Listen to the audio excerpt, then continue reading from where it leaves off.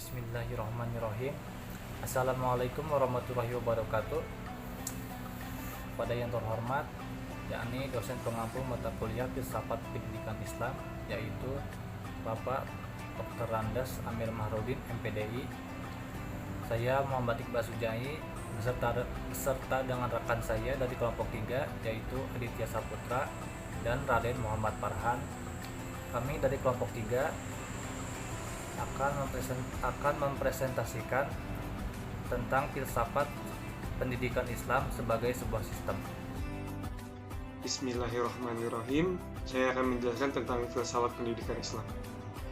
Filsafat pendidikan yaitu aktivitas pikiran yang teratur yang menjadikan filsafat itu sebagai jalan untuk mengatur, menyelaraskan, dan memadukan proses pendidikan.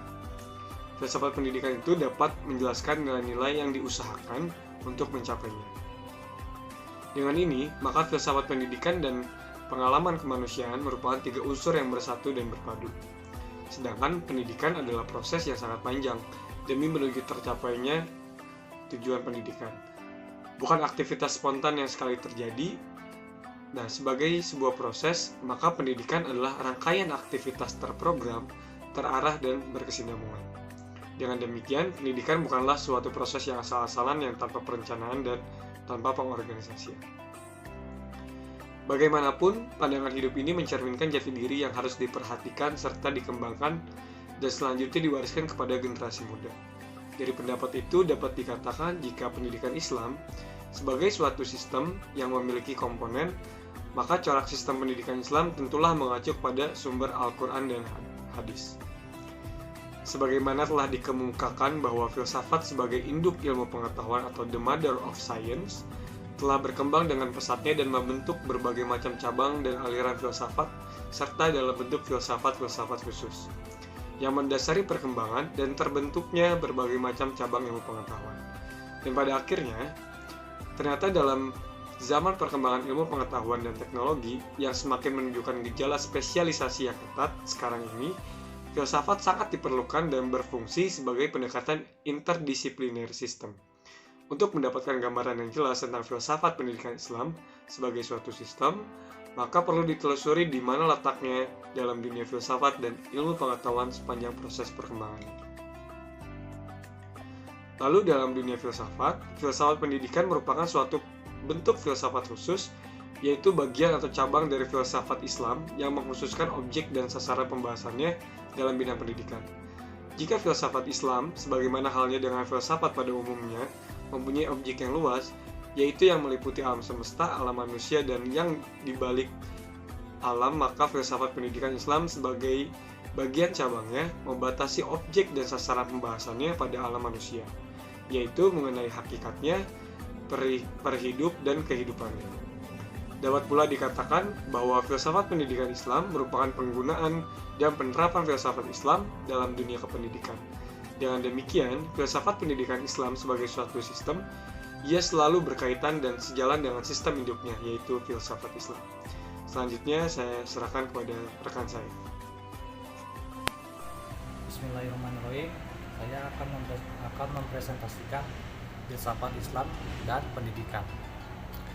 Perkembangan filsafat dalam dunia Islam nampak nyata setelah umat Islam bangsa Arab Muslim pada masa itu berkomunikasi dengan dunia sekitarnya.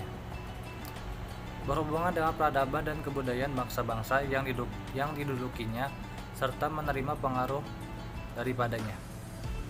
Perkembangan filsafat tersebut dipercepat oleh kaum muslimin dengan adanya usaha penerjemahan berbagai macam buku ilmu pengetahuan, terutama filsafat Yunani ke dalam bahasa Arab.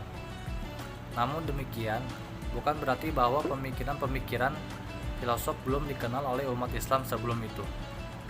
Sebelum masuknya istilah filsafat dan filosof dalam dunia Islam, umat Islam telah mengenal istilah al-hikmah dan usaha untuk mencari al-hikmah yang mempunyai pengertian dasar yang sama dengan filsafat al-hakim, yang berarti orang yang memiliki al-hikmah disebut juga filosof.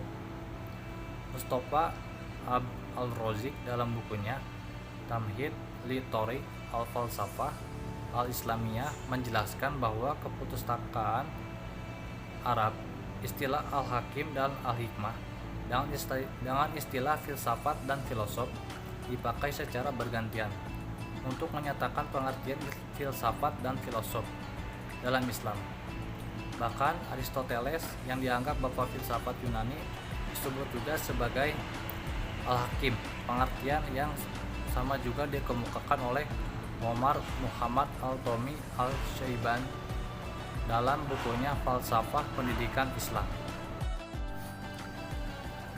Islam datang dengan membawa Al-Quran sebagai sumber dan dasarnya.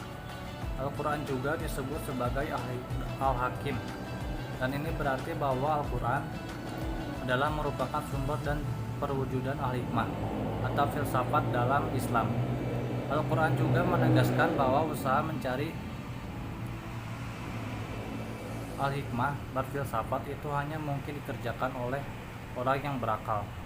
Allah memberikan al-hikmah kepada mereka yang menghendaki berusaha mencarinya, dan barang siapa yang memperoleh al-hikmah berarti telah memperoleh kebajikan dan kebijaksanaan yang banyak. Tetapi hanya orang-orang yang berakal sajalah yang mampu berusaha mencari al-hikmah tersebut. Firman Allah Subhanahu wa taala Al-Baqarah ayat 269. Bismillahirrahmanirrahim. Yu'til hikmata man yasha'u wa man yu'tal hikmata faqad utiya khairan katsiran wa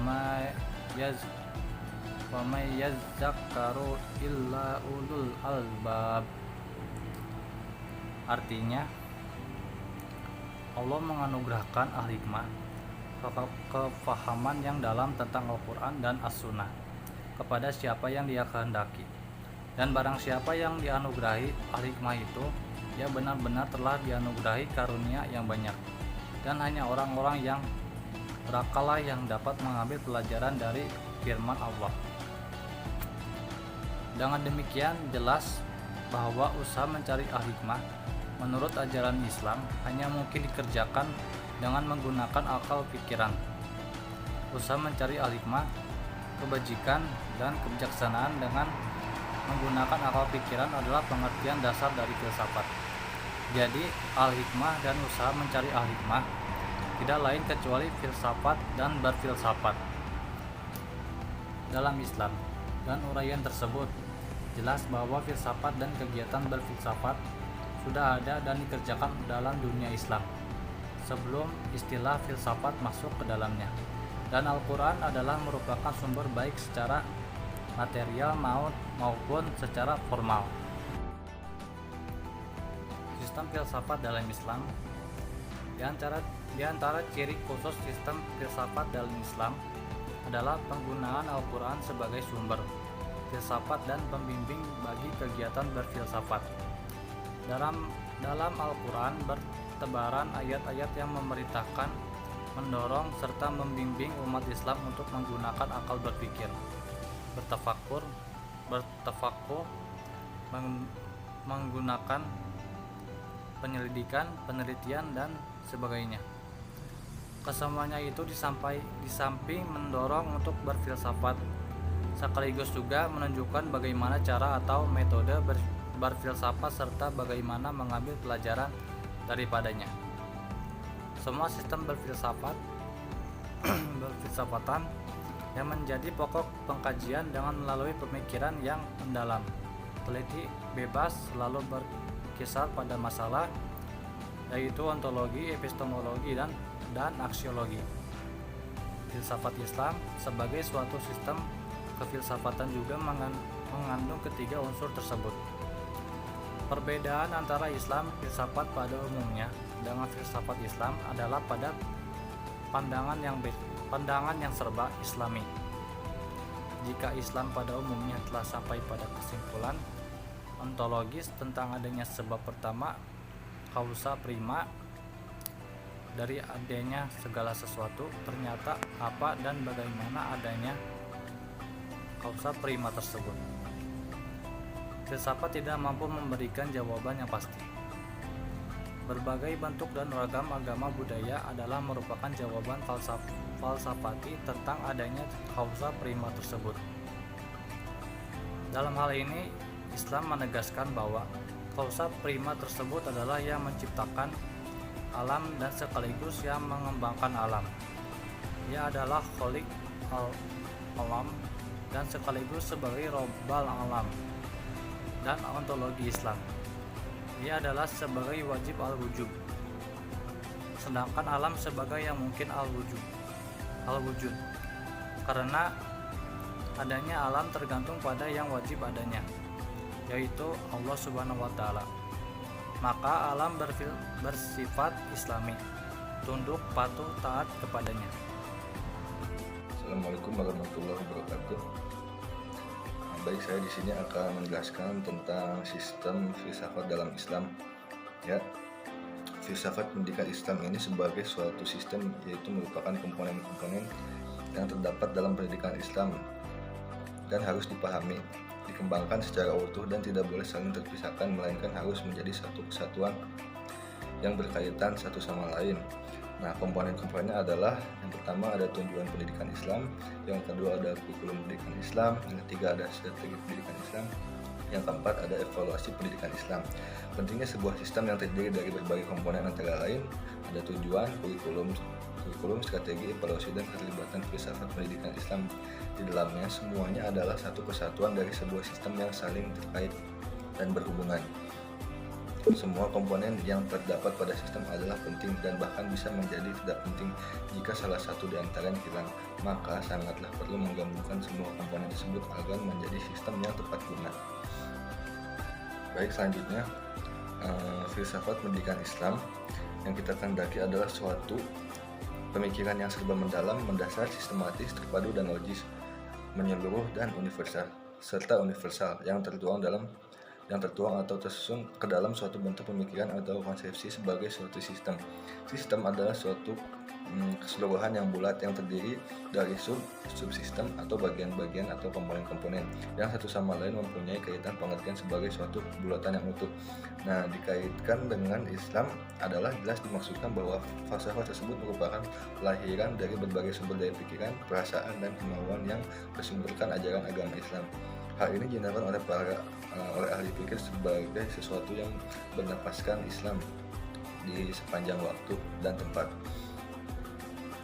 Mengingat filsafat pendidikan Islam adalah falsafah tentang pendidikan yang tidak dibatasi oleh lingkungan kelembagaan Islam saja atau ilmu pengetahuan dan pengalaman keislaman semata-mata saja, melainkan menjangkau segala ilmu dan pengalaman yang seluas aspirasi masyarakat muslim. Maka pandangan dasar yang dijadikan titik tolak studinya adalah ilmu pengetahuan teoritis dan praktis dalam segala bidang keilmuan yang berkaitan dengan masalah pendidikan yang ada dan yang akan ada dalam masyarakat yang berkembang masyarakatnya.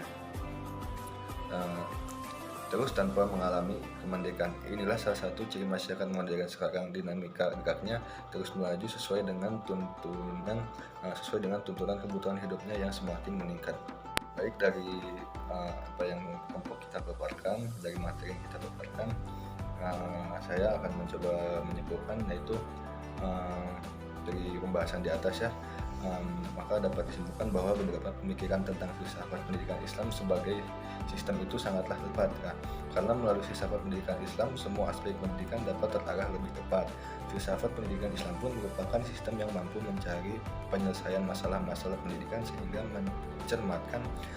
mencemarkan arah pendidikan agar sesuai dengan apa yang menjadi tujuan pendidikan. Sekian, terima kasih. Assalamualaikum warahmatullahi wabarakatuh. Mungkin itu saja presentasi dari kelompok kami. Bila ada kekurangannya mohon dimaafkan. Sekian dari kelompok kami. Wassalamualaikum warahmatullahi wabarakatuh.